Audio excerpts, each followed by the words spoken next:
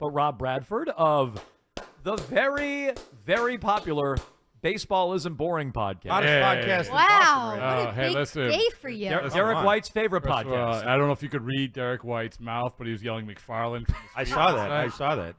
During that. And if, by the way, can I just Better than the other MF combination could have been yelling. Well played. If that is not the new Gino / Rally Monkey video, right? I mean, if seriously, I mean, in all seriousness, you have an image of a guy celebrating, the crowd's going wild in that pitching change. They come back, and the first pitch that Romy Gonzalez sees is a hit to tie the game. It changes the entire season. Romy, my homie. Homie, I love it. I love it. And if that is not run out there on a daily basis, and I'm not just saying that because he's wearing a baseball as boring. Definitely. No, I was going to say, good thing you have no dog in the fight. No. That's good. And by the way, Derek White, my good personal close friend now. Yeah. Huge fan of the podcast, from what I've heard. He told me to distribute these guys to you guys. Oh, great. Awesome. These are the official. Oh, I like that. These are the official Derek White edition. Did he wear it? Look at these kids drooling out here over there. They're like, wow, look at that merch. Did Derek White wears one of those? Let me see that. There's Toss a it over to in me. there somewhere. All right. Yeah, there you go. Nice. The official. Bradford, why is mine a crop top? Hey. Oh, well, Derek White. I only do what he tells me. So Pass that over here. I want want to show off the muffin top. There you go. So he's Rob Bradford. He's presented, by the way, as usual, by McFarland Energy, the region's most dependable provider of home heating oil delivery, as well as expert HVAC services at McFarlandEnergy.com. Rob McFarland to you. McFarland. When it comes to this baseball team, we're just talking about something Ken Rosenthal said earlier today on foul territory. I have a lot of faith they're going to be adding. I really hope they're not going to be selling. There's also this weird gray area in the middle where maybe they add over here and sell over there. That's what Rosenthal was just discussing. That happened a few years ago at the trade deadline where they sent out Christian Vasquez. They brought some other pieces back. They tried to kind of play it down the middle. What's the approach at the deadline, and should there be any faith they're adding? Yeah, there should be faith they're adding. I think that if you go across, up until this past week, if you go across executives in the game, they would have said, well, they're probably, I can't see them adding. But the way that they're going now, the position that they're in, the style of play that they have, which is more sustainable, yes, absolutely, you should say, if you're in this spot, by the way, which is a playoff spot, you should be adding. Now, the adding and the selling, that whole thing, it never works. The one caveat to that is Kenley Jansen. So Kenley Jansen is the interesting part of this because obviously Kenley Jansen is having arguably an all-star year. From what I understand, any team that has asked about Kenley Jansen, the Red Sox are asking for the sun, the moon, and the stars, which they should, by the way. They absolutely should. Hey, if you want to blow us away, fine. And we'll get by with Justin Slayton, and then we'll wait for Liam Hendricks. So I could see where they move on from Kenley Jansen, as good as he is, but hold on to the Tyler O'Neills, the Nick Pavettas. But to answer your question, like as we sit here right now, absolutely buy. And this is another part of this. It's reading the clubhouse, reading the room. And I think that's what they didn't do. They didn't do a good job of that with the Vasquez thing, right?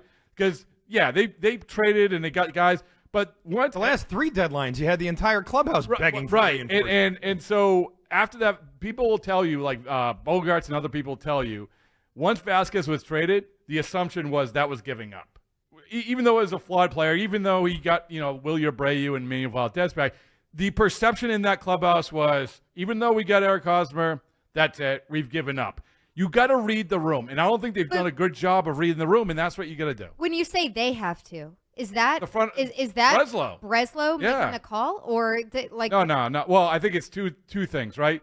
Breslow has to understand that read the room and like this is important. And I think me reading the room, because there's no better room reader than me. Yeah. I just came to the clubhouse. I just read that room. So it's one of these things where I think this team more than I think even the other ones, which I've seen in recent years, they are I don't want to say starving, but they're like, okay, get us something. And it doesn't even have to be anything big. But does Breslow have an way to go to those holding the purse strings and say, it's worth it? Like I can show you in 3 different ways that it's worth. It's 2 different things. So he can, and this is the wrong sometimes that people get twisted about the deadline. You don't have to give up a lot to get something. Dave Dombrowski proved that. Chaim Bloom proved it with Kyle Schwarber. They gave up Aldo Ramirez, who's been out of baseball since 2021. So you don't have to give up a lot to get him. So to answer your question, Mego, yes, Breslow can do things.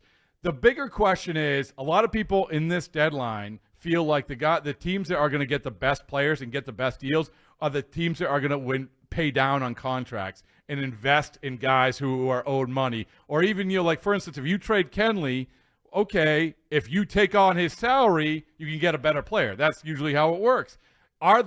Is ownership going to do things like that? That is the question that we don't have an answer for right now. All right, there are a couple of pretty hot commodities that are on the trade block, or people think are going to be on the trade block, of good starting pitchers on bad teams. And I think that, as you were saying, when it comes to the trade deadline, you remember Barrios a couple years ago with Toronto. Yeah. They had to give up some things to get those guys.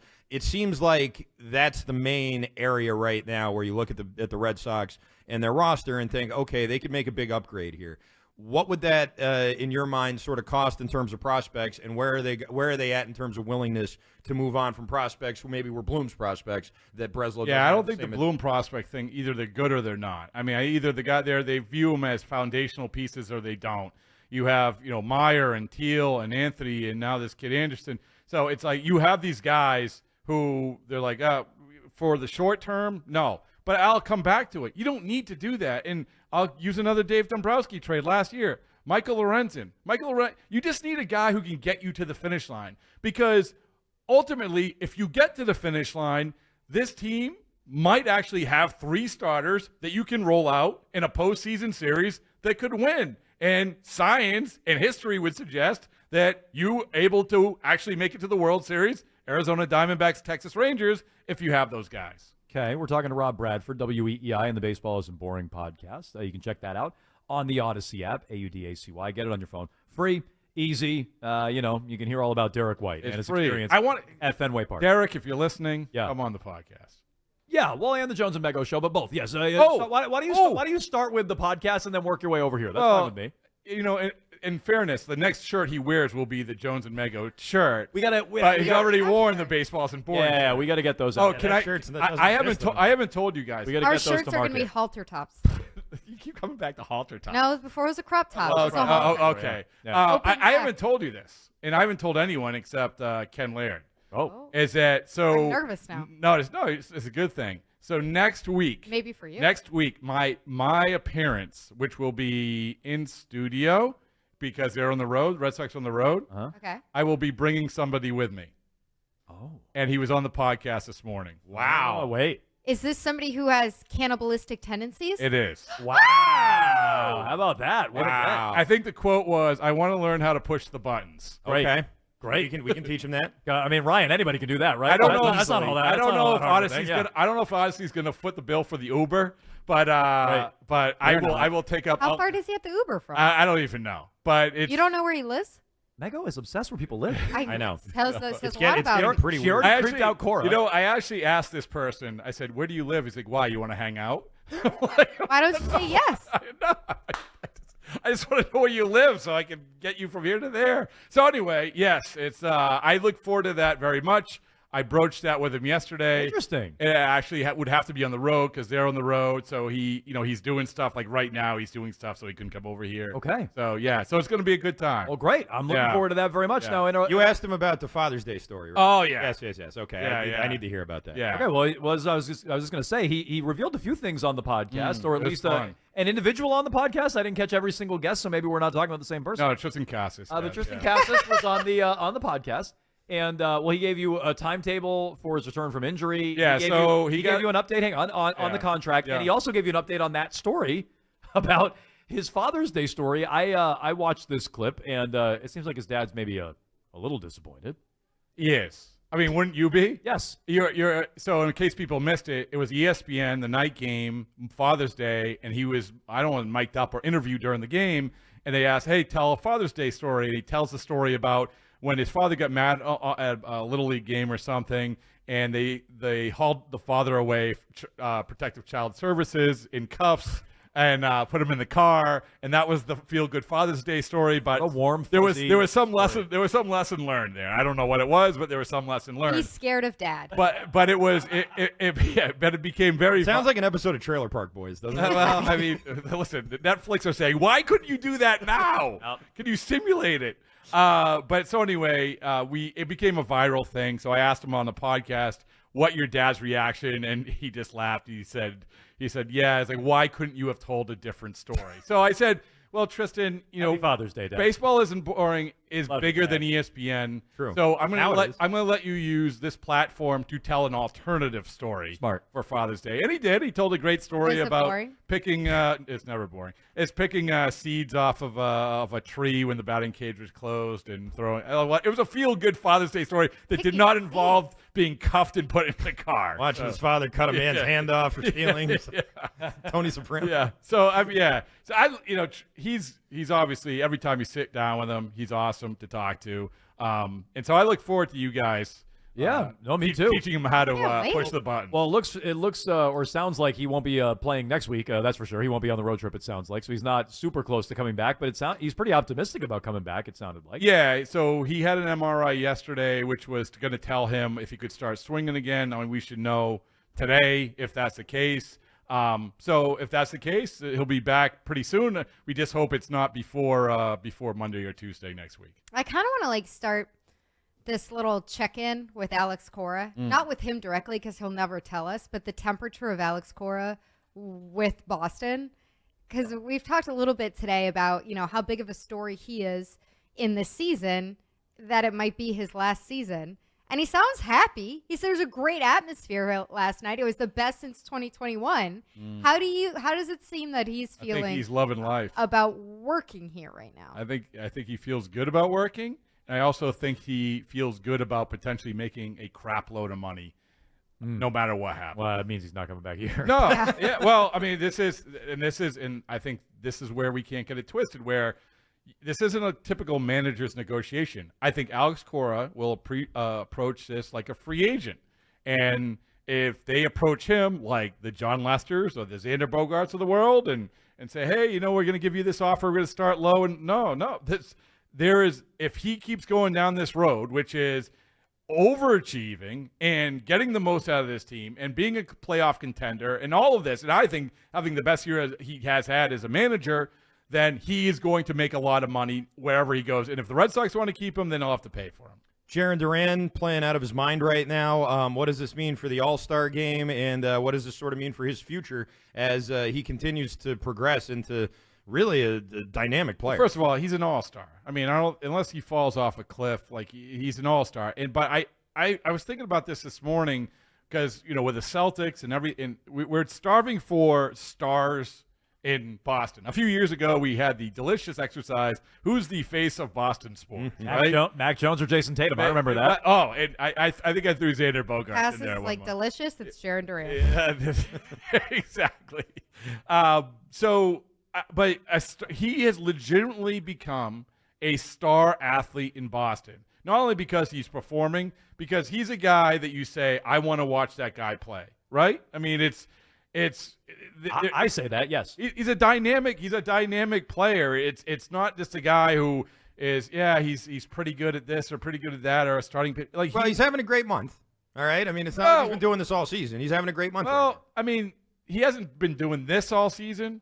But you have to go back, Christian, you have to go back to last year. Last year, until he got hurt, he was actually in the conversation for All-Star last year, too. True. And he had an injury. You're right. I mean, he has to put it all together. The thing is that I think that is in his favor is this dynamic of playing every single day, which is it has to be considered when it comes to A, All-Stars, B, any other award, and C, just liking the guy as a Boston fan. I mean, that's what we like, right? That's why J.D. Drew, as talented as he was, we get frustrated with a guy like that. So not frustrated with Drew. Real quick before we let you go, you've talked to Casas a lot. This is another thing that happened on Baseball Isn't Boring. He said there's been no update. He's been hurt. You said to him, well, that's the time for the team to come to you. It is. Try to work out a deal.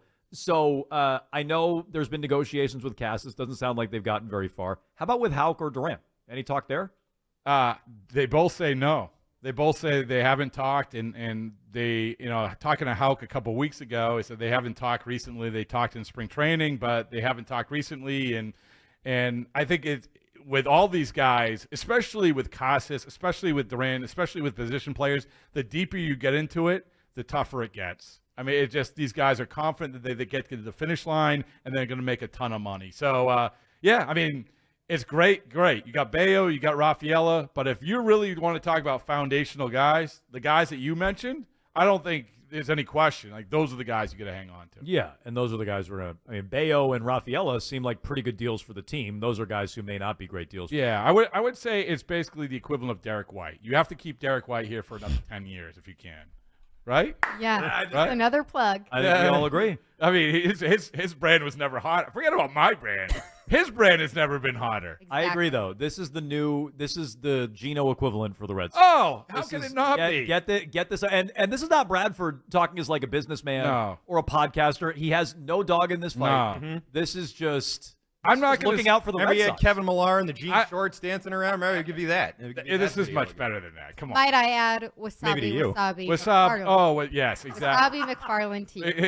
Exactly. Oh, that was another thing in the podcast where we basically broke down his wasabi challenge. I watched that too. Wasabi That was there was a lot of stalling. He did not want to eat that. No, yeah, he it was very. If you go back and listen, he went into a very uncomfortable amount of detail about after he ate the wasabi. So Okay. yeah. I'll give that a What a listen. tease that is, right? Yeah. That is, if people aren't clicking on that, I don't know what to tell Let's you. go. So that's on the Odyssey Breaking my app. fingers clicking on that. Baseball isn't boring. Rob Bradford's podcast. You can check him out all over WEEI. He's on Tuesday every week here on Jones and Mego with Arcand. Bradfo, thanks so much. All right, good we'll to talk see to you you all. next week. Next week with a nice future producer of WEEI. Apparently, Let's go. I mean, and he will be produced. I mean, he'll sit in on some of the show, but he'll kind of be like the Chris Curtis of the chiming in. that's what he's going to be. Okay. Yeah. Wow. Okay. Yeah, I'm going to tell him to listen to the morning show all time. Just Knee slappers left and right. there So you that's go. going to be Tristan Casas. Okay, Yeah. Bradfo, thanks so much. We'll All get right. to triple play coming up next.